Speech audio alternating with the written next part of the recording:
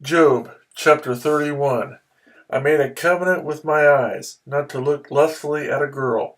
For what is man's lot from God above, his heritage from the Almighty on high? Is it not ruin for the wicked, disaster for those who do wrong? Does he not see my ways and count my every step? If I have walked in falsehood, or my foot has hurried after deceit, let God weigh me in honest scales, and he will know that I am blameless. If my steps have turned from the path, if my heart has been led by my eyes, or if my hands have been defiled, then may others eat what I have sown, and may my crops be uprooted. If my heart has been enticed by a woman, or if I have lurked at my neighbor's door, then may my wife grind another man's grain, and may other men sleep with her. For that would have been shameful, a sin to be judged. It is a fire that burns to destruction. It would have uprooted my harvest. If I have denied justice to my manservants and maidservants when they had a grievance against me, what will I do when God confronts me? What will I answer when called to account? Did not he who made me in the womb make them? Did not the same one form us both within our mothers? If I have denied the desires of the poor, or let the eyes of the widow grow weary, if I have kept my bread to myself, not sharing it with the fatherless, but from my mouth I reared him as would a father, and from my birth I guided the widow.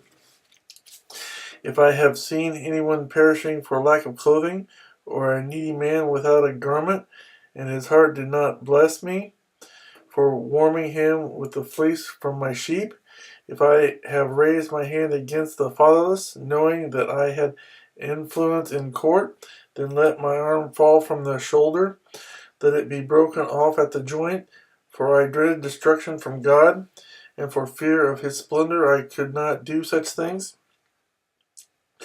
If I have put my trust in gold, or said to pure gold, you are my security, if I have rejoiced over my great wealth, the fortune my hands had gained, if I had regarded the sun in its radiance, or the moon moving in splendor, so that my heart was secretly enticed, and my hand offered them a kiss of homage, then these also would be sins to be judged, for I would have been unfaithful to God on high. If I have rejoiced at my enemy's misfortune, or gloated over the trouble that came to him, I have not allowed my mouth to sin by invoking a curse against his life. If the men of my household have never said, who has not had his fill of Job's meat? But no stranger had to spend the night in the street, for my door was always open to the traveler. If I have concealed my sins as men do, by hiding my guilt in my heart, because I so feared the crowd, and so dreaded the contempt of the clans, that I kept silent and would not go outside.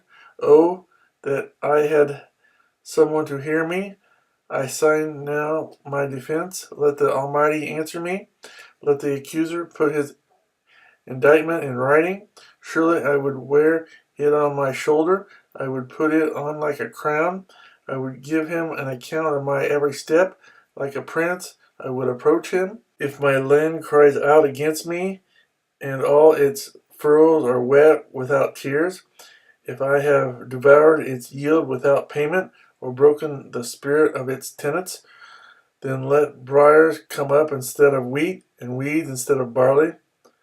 The words of Job are ended.